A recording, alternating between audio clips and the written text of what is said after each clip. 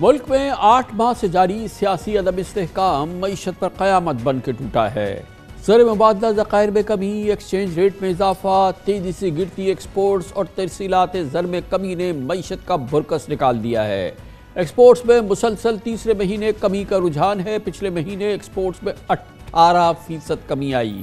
پچھلے 4 ماہ میں ریمیٹنسز میں 6% کمی آئی۔ ورلڈ بینک کہتا ہے کہ اس مالی سال اوورسیز پاکستانیوں کی ریمیٹنسز میں کم از کم 7.5% کمی آ سکتی ہے۔ اگلے ہفتے اسٹیٹ بینک کے پاس زر مبادلہ کے ذخائر $7 ارب سے بھی کم ہونے کا خدشہ ہے، جو محض 1 مہینے کی امپورٹس کے لیے ضروری ہوگا۔ تشویشناک بات یہ ہے کہ ان زر مبادلہ ذخائر میں بھی $5 ارب سعودی عرب و چین کی ڈپازٹس ہیں۔ اس پس منظر میں IMF شہباز حکومت کے معاشی روڈ میپ سے مطمئن نہیں ہے۔ اسی لیے IMF اور حکومت کے مذاکرات میں 2 ماہ سے ڈیڈ لاک ہے، جبکہ عالمی ریٹنگ ایجنسیز موڈیز اور فچ ہماری قرض ادائیگی کی سکت سے نالاں ہیں۔ انٹرنیشنل مارکیٹ میں پاکستانی بانڈز کی قدر میں اوسطاً 60% کمی آ چکی ہے۔ اسٹیٹ بینک کے مطابق براہ راست غیر ملکی سرمایہ کاری میں مالی سال کے 4 ماہ میں 52% کمی آئی ہے۔ مقامی صنعتی پیداوار، خاص طور پہ لارج سکیل مینوفیکچرنگ کا بھٹا بیٹھ گیا ہے اور مالی سال کے 5 ماہ میں سیمنٹ کی فروخت میں 17%، پیٹرولیم مصنوعات کی فروخت میں 20% کمی آئی ہے۔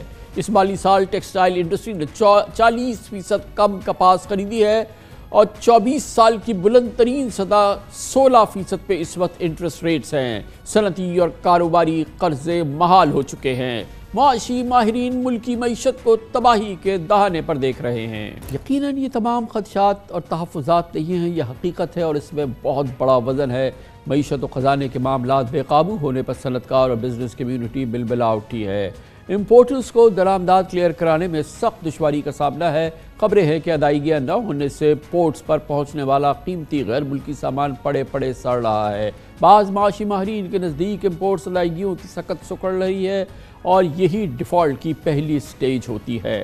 حد تو یہ ہے کہ ہمارے پاس اب دواؤں کے لیے بھی ڈالر نہیں ہے۔ ادویات کا خام مال، سرجری آلات، ہیلتھ کیئر ڈیوائسز، اسپتالوں کی مشینری پرزوں کی امپورٹ تک رک گئی ہے اور فارما کمپنیز نے خام مال کی ایلسیز نہ کھلنے سے جان بچانے والی ادویات کی قلت سے خبردار کر دیا ہے۔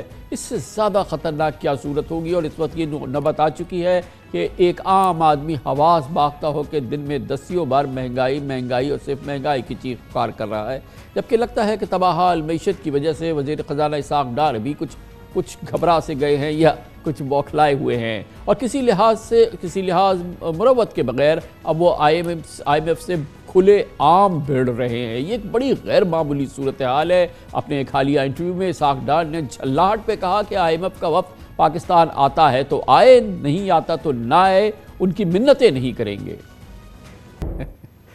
ظاہر ہے کہ اس قدر غصے کی وجہ بھی ہے کیونکہ ڈار صاحب تو یہ وعدہ کر کے آئے تھے کہ پاکستان میں ڈالر $200 بلکہ اس سے کم کا وہ کرا دیں گے، لیکن آج ڈالر کی اصل قیمت $250 ہے اور پوری صورتحال یقیناً ان کے قابو سے باہر ہو رہی ہے۔ پہلا غصہ تو انہوں نے IMF کا نکالا اور جب وہ IMF سے فارغ ہوئے تو اپنے پیش رو ڈاکٹر مفتاح اسماعیل پہ ٹوٹ پڑے۔ 2 دفعہ پاکستان مسلم لیگ نون کے وزیر خزانہ رہے ہیں، لیکن اب اسحاق ڈار اپنی ناراضگی کا ایک بڑا حصہ IMF کے ساتھ ساتھ مفتاح اسماعیل کے سپرد بھی کرتے ہیں۔ بہت غصے میں ہے ڈار صاحب کی اپنی گفتگو اپنی جگہ پر، مگر حقیقت یہ ہے کہ فی الحال IMF کی شرح پر چلے بغیر پاکستان کا گزارا نہیں ہے۔ اب دیکھنا یہ ہوگا کہ IMF اسحاق ڈار سے ڈرتا ہے یا سبق سکھاتا ہے۔ اتفاق کی بات ہے کہ حکومت میں آنے سے پہلے بھی نون لیگ کی قیادت IMF پروگرام کی مخالفت پہ پیش تھی۔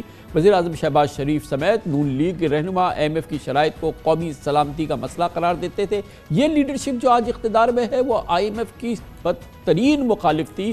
انہی سالوں کی بات کر رہے ہیں ہم، بہت پرانی بات نہیں کر رہے۔